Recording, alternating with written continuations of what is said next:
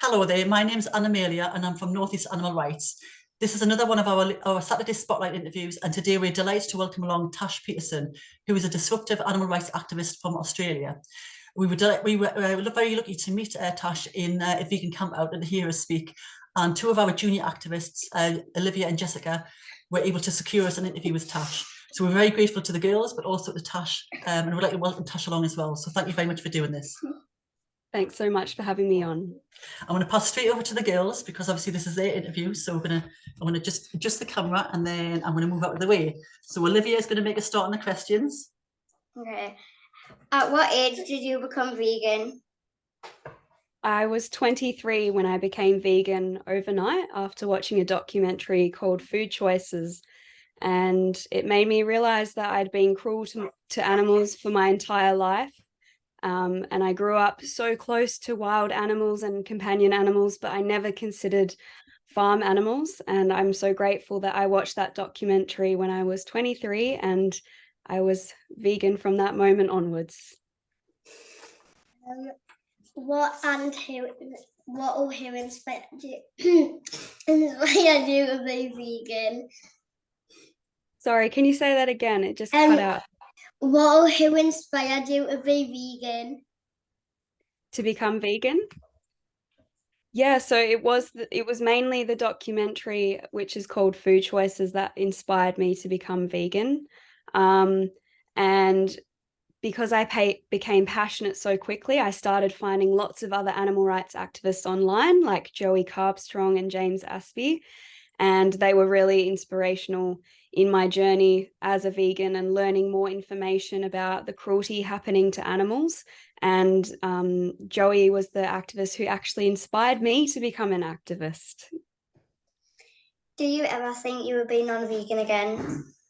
Absolutely not. I am vegan for life. And I knew that from the very first day when I said, I am going to be vegan forever. There is no turning my back on animals.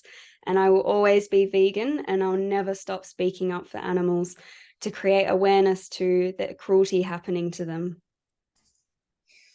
What's your favorite part about being vegan?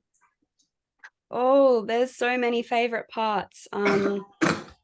Knowing that I'm not causing harm to animals anymore is the best thing ever, because kind of like what I said before, ever since childhood, I always said that I loved and cared for animals, and I didn't realize that I was contributing to their cruelty and paying for them to be abused and murdered.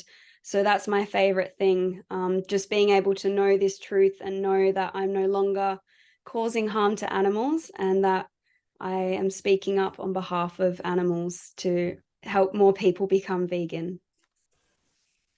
How do you deal with negativity from the public? It can definitely be quite difficult sometimes, because there are a lot of people that don't like what I do, and they really hate me a lot simply because I'm standing up for animals. And I think people becoming aware of the truth of what's happening to animals makes them really angry. So sometimes it can be quite overwhelming and saddening when I'm just trying to help animals and people get so angry at me and they send me really nasty messages. And sometimes when I'm out protesting, speaking up for animals, people say some really nasty things to me and they get really angry. But I think that's just showing that they are trying to protect themselves, because they're starting to feel guilty for hurting animals. So I kind of see it as a good thing at the end of the day. I mean, it sucks sometimes having so many people hate you, but I think it's a good thing because people are listening to the message. And sometimes it's the most hateful people that actually end up going vegan because of me. So I think that's really cool.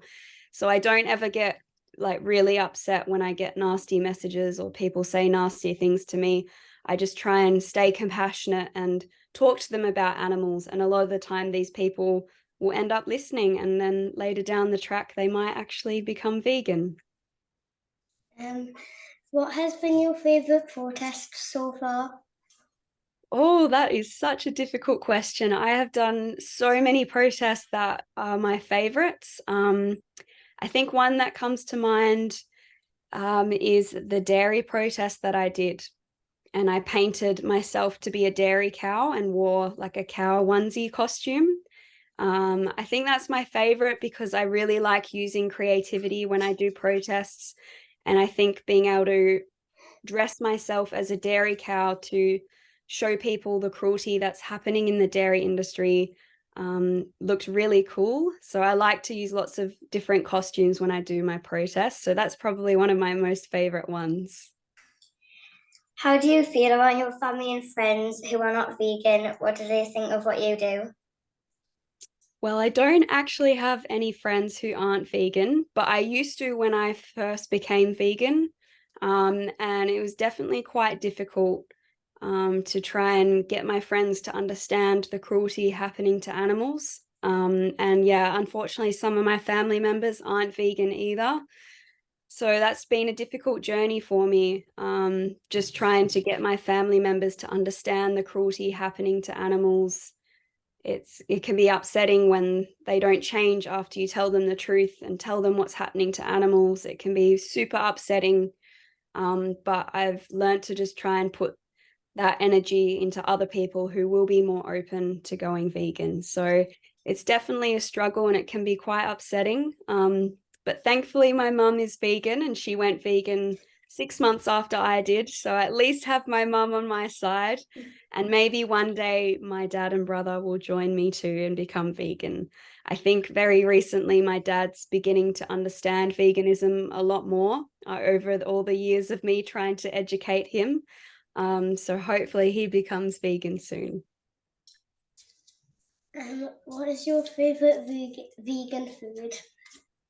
Oh, another difficult question. There is so much good vegan food. My favorite, simply because I have it every day, is a smoothie. I love smoothies, just mixing bananas with blueberries and sometimes I even put vegetables like kale in it. And I think it's just a really satisfying, sweet but healthy snack. So yeah, smoothies would be my favorite. As a schoolgirl starting secondary school in a few weeks, how would you deal with criticism from older kids about being vegan? That can definitely be difficult. I've heard lots of stories about vegan kids in school getting bullied and treated really badly, and it makes me feel so sad. As someone myself who is bullied a lot and harassed by many people around the world, but mostly in Australia, I can understand how upsetting and difficult it can be when you know that you're doing so much good for animals and you're simply just doing the right thing. I mean, veganism is just about not hurting animals, and then suddenly people want to bully you for being that way. It's crazy. And I think it's kind of like what I spoke about before with dealing with all the negativity from people, and just seeing it as a good thing. It's difficult to see it as a good thing because people want to be mean to you and say some really nasty things to you, but that means that you're basically putting a mirror in their faces, and people are going to get angry when they realize they are being cruel to animals. So I think just changing your perspective and standing up for animals and trying to stay really strong, no matter how many people are trying to be really awful to you, stand up and be strong for the animals. And you never know, one day these people might become vegan too, because kind of saying it again, I find them the most aggressive and rude people are the ones that are actually most likely to go vegan at the end. Sometimes it takes weeks, sometimes it can take years. But I think if we can speak up for animals, even if people are getting angry, I see that as a really good thing because we are getting closer to more and more people going vegan and seeing a vegan world. So just standing strong for animals is probably the best advice I can give you. And who is your favorite vegan activist? Oh my gosh, you girls are asking so many difficult questions. There are so many amazing vegan activists out there, but I would say my favorite is my partner, Jack. He is a very amazing activist. He does lots of outreach, like public discussions with people. And I think that he speaks so well for animals. And I really admire what he does. And he's also the person that films every protest that I do. He's always filming me. And it can actually be really difficult filming protests. I'm not the only one that gets attacked when I'm doing protests. He gets attacked as well by angry people just for filming me speak up for animals. So I really admire the way that he's able to stay so calm. He never gets angry. And he just is there to capture everything that happens and everything that I'm saying for animals. And I think he does really well as an activist. But I also have to say that Joey Carbstrong is definitely a favorite activist of mine. As I said, he's the one that inspired me to become an activist. And I've been following him online pretty much since I went vegan. And I finally got to meet him a few weeks ago at the vegan camp out. And I got to do some activism with him as well, which was really cool. So he's definitely a favorite of mine as well. Right, so I'm going to come in now because that's all the girls' questions there. I'll squeeze on this way. Sure. When you squeeze back again. So you mentioned Jack there as well, and obviously we met Jack at the festival, and you know, he is kind of maybe the unsung hero because he's there kind of like all the time doing the stuff that kind of behind the camera, and it must be so difficult for him as well, kind of like watching you get hurt, get vilified, you know, get really upset with what he's seeing. So it is really important that you've got somebody who gives you so much support as well. Absolutely. Yeah, my activism wouldn't be the way it is without him. So I'm very grateful for what he does because, as you said, yeah, there's not many people that can watch their partners get hurt so badly, and he does it. He does it just to expose them. He doesn't want to interfere because he knows that I can stand up for myself, and he'll only interfere if it's necessary. And thankfully, it hasn't come to that so far. Yeah, it is a difficult one because I mean I've been involved in some sort of vocal protests with my husband, and he said he struggles to see me getting, you know, verbally attacked, and he really wants to intervene, but obviously from Jack's point of view it's about getting this on record, and getting the footage as well. So how successful do you think your disruptive actions are? Yeah, I think overall they have been incredibly successful in terms of not only creating public awareness to animal cruelty and abuse and murder and what's happening behind closed doors, but I think it's creating a lot of social change as well. And thankfully, due to social media, I'm able to see a lot of that feedback, because I have thousands of messages from people over the years who've told me that I've inspired them to become vegan and led them to watch documentaries like Dominion and all that sort of thing. So I have a whole collection of just screenshots of every message that I receive from someone who's changed as a result of my work. So it's safe to say I probably do have thousands of screenshots over the past 2 to 3 years. And I think for those people who are watching this as well, it's important to appreciate that for every person who turns vegan, they're saving maybe 200 to 300 animal lives. So if you're saying thousands of people have done that, I mean, that's like thousands and thousands of animals who've been saved just because of your really high profile actions. Now, we know you've been prosecuted and charged many times, and you've had loads of different court cases and things, but have you ever had to prosecute anyone yourself for assaulting you? Or because we know it gets to be pretty rough out there. So have you ever had to do that? Yes, I have. Unfortunately, there's only one person who's actually been prosecuted.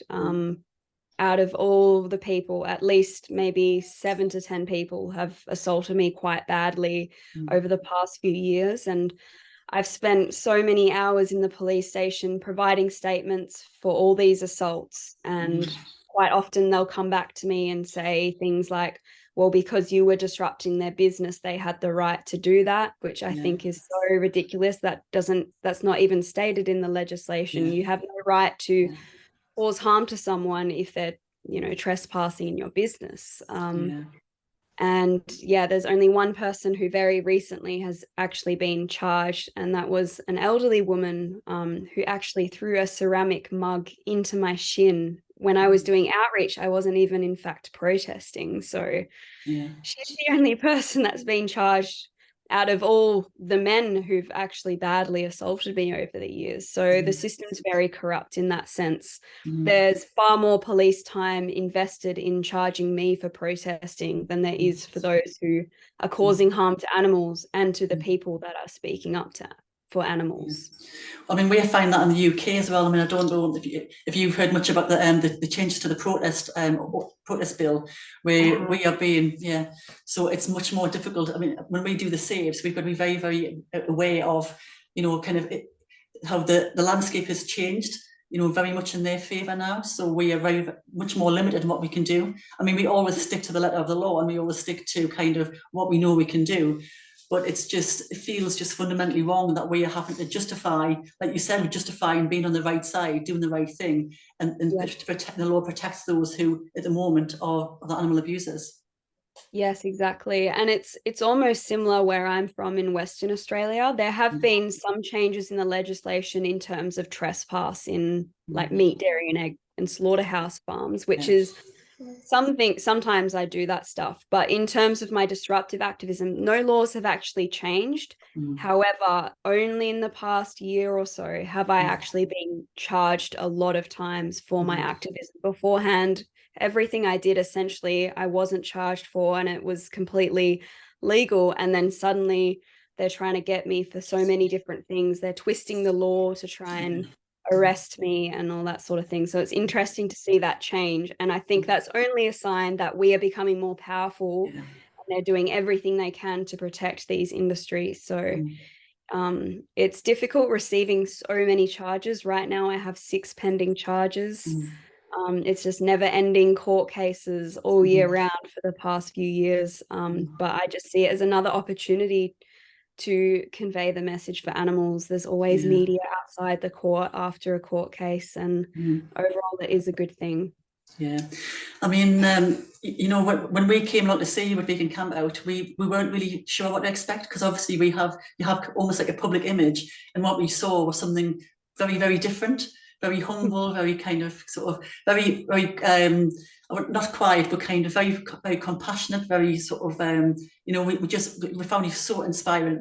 My friend Leslie, who was with me, we were sitting in the back crying because we were so overcome with what you were saying. But it's interesting to see the parallels, with the disruptive action, the disruptive actions in history as well. So people like Rosa Parks and the national sit-ins, because that's something which I hadn't really kind of considered, because I'm kind of like looking at you doing these disruptive actions and thinking, I wonder how people actually receive these and what they're going to be sort of like, how they're going to be thought of maybe 10, 20 years down the line. But actually they're going to be described in exactly the same way as the national sit-ins, people abusing people for just doing the right thing. So, we were totally blown away with what you said, and I know it was obviously quite overwhelming for you because it was like really, really big audience. But you went down an absolute storm, and we absolutely loved you, and I know the girls did as well. The mom sitting in the corner as well, like proud mom sitting there with these little junior activists. I'm trying not to cry. She's trying not to cry. But it really, I mean, especially with Jessica as well, being a relatively new vegan, she was just blown away with what you were saying, and so thank you very much for everything you're doing, and keep on doing it. All power to you. You've done absolutely amazing, and just keep on doing what you're doing. You're just absolutely fantastic. Thank you so much. It was a very special moment for me to be able to speak in front of so many people. As I said, I've only spoken in front of maximum 30 people beforehand. So it's just a moment that I'll cherish forever. It was so special, especially afterwards being able to meet everyone. It was just, I just didn't expect it. It was just so amazing. Yeah. So you're in the UK for a little bit now, but then you're going to go head back home, and then have you got any plans to come back to the UK, or are you going to go back to doing activism in Australia? At the moment, I'm actually planning on traveling through Europe for the next 3 months. So I have a lot of travels ahead of me. I definitely know that I need to take some time off and just have a holiday. So I'm looking forward to that. But I'm also really looking forward to just doing activism in all the cities that I go past through Europe. So that's my plan at the moment. And then I have to be back in November for the Australian Vegan Camp Out. So I'm really excited for that. And then after that is probably going to be quite a few court cases, because at the moment I'm away. So my lawyers are adjourning all those cases. So it'll be back to kind of all that sort sort of stuff and thinking of the next big idea in Yeah. terms of activism. Yeah. Well, if you ever come back to the UK, we would love to have you up in Newcastle. Oh, Because Newcastle gets forgotten about because obviously we're so far away from London, and obviously Vegan Camp Out is quite close by. So if you're ever in the area, we would absolutely love to have you at one of the vigils or some of the outreach we do. And obviously the little video you did for our friend Alex went down an absolute storm as well. He was absolutely delighted that he got this personalised message from you. So thank you very much for doing that. Oh, that's okay. I'd love to join you all one day. Thanks for the invite. It'd be amazing. Yeah. So I'm going to sign off now and say thank you very much. It's been an absolute pleasure talking to you today, and I know the girls have been so excited to talk to you. So I'm going to sign off and say this is Anna Amelia from North East Animal Rights, saying thank you very much to Tash Peterson and also to Jessica and Olivia for doing the interview today. Thanks so much for having me. Okay, say bye. Bye. So lovely talking to you all. You're great. Beautiful questions. I really enjoyed that interview. Thank you very much.